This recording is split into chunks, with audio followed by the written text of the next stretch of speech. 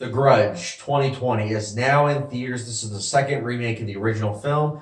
I finally saw the original Grudge and the Grudge remake done by same director. Finally saw those last week in preparation for the Grudge 2020.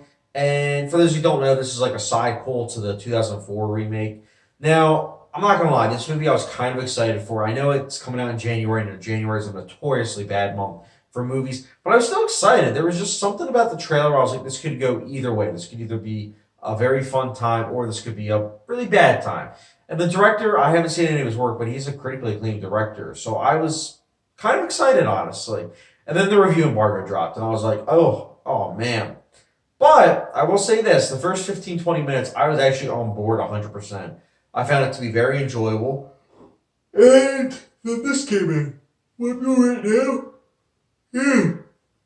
What I'm doing right now is what I was doing throughout the movie. This movie's only 93 minutes long, and yet for the same reason of a couple other horror movies that came out 2019, I just couldn't help but feel very tired while watching the movie. I don't know what it was. And it wasn't like I was doing a double feature. I wasn't. I only saw one movie that day, and it was The Grudge. And the thing is, the movie piles up so many bored scenarios with these characters. I mean, these characters are very either one note or aren't really fleshed out. And it's a shame given the fact that there's so many talented actors involved. And that's one of the positives I will say about the movie, as well as the first 15, 20 minutes. The cast, I was glad to see the cast, honestly, but at the same time, I felt like they were wasted. So it's like a middle of the road kind of positive. Same goes for the cinematography. I think some shots were cool, others not so much. But I guess I'll get right into the negatives. I thought the storytelling was really bland. There's just so many things that have been there, done that, and I don't know. I just didn't find that fascinating. If anything, I found it to be kind of annoying because there's so much talent involved that you would think that it's something that could go somewhere, but it doesn't. The movie actually just goes in a circle almost with its storytelling methods. And it's kind of annoying, especially given the fact that it is a horror movie, but I wasn't scared for a second during this movie, which indicates the movie didn't do its job. However, there are some movies I've seen where they don't scare me, but it's got a good story. But the thing is, this movie doesn't have a good story.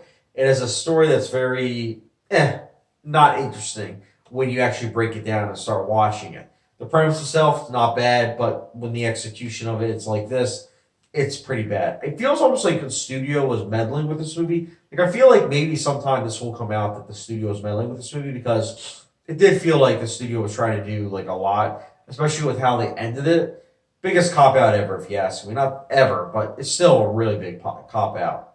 So, again, I think there's some stuff here and there that I can enjoy, but for the most part, I really didn't like this movie. I think it was better than 2004 remake, but it wasn't better than the original. But again, that's not saying much at the end of the day.